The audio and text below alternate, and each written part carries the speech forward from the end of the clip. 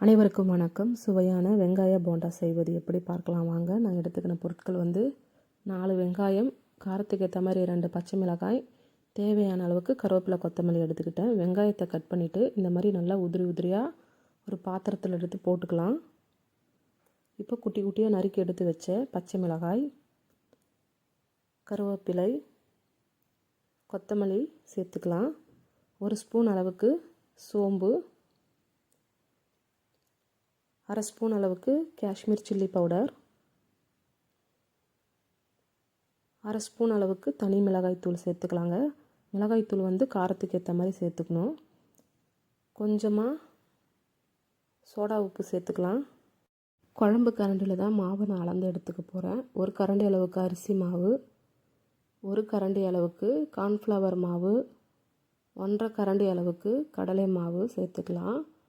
தேவையான அளவுக்கு இப்போ உப்பு சேர்த்துக்கலாங்க.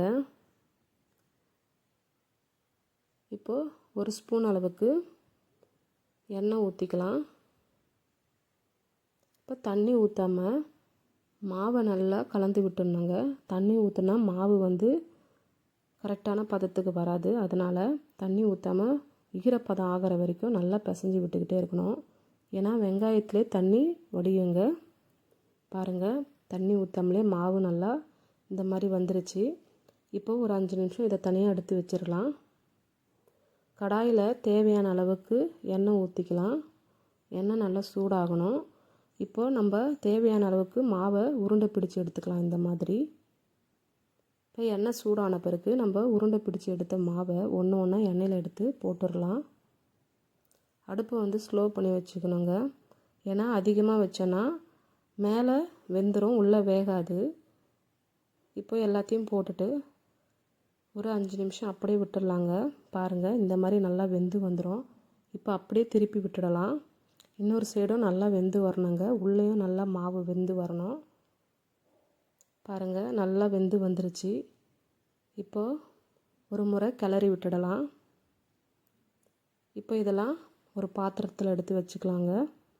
எண்ணெயும் அந்த அளவுக்கு பிடிக்காதுங்க. ஈவினிங் டைமில் நம்ம சூடான டீயும் சூடான வெங்காய போண்டாவும் வச்சு சாப்பிடும்போது ரொம்ப சுவையாக இருக்குங்க.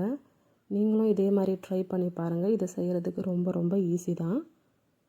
பாருங்கள், சூப்பரான சுவையான வெங்காய போண்டா ரெடி ஆகிடுச்சு. நம்ம இப்போ ஒரு போண்டாவை எடுத்து ஓப்பன் பண்ணி பார்த்துடலாம். பாருங்கள், உள்ளே நல்லா வெந்து வந்திருக்குங்க. நீங்களும் இதே மாதிரி ட்ரை பண்ணி பாருங்கள். நம்ம டீ கடையில் போய் வாங்கி சாப்பிட்றதுக்கு பதிலாக வீட்டிலே இந்த மாதிரி சுத்தமாகவும் சுவையாகவும் செஞ்சு சாப்பிடலாங்க. பிடிச்சிருந்தால் சப்ஸ்கிரைப் பண்ணுங்கள், லைக் பண்ணுங்கள். Thank you, follow me.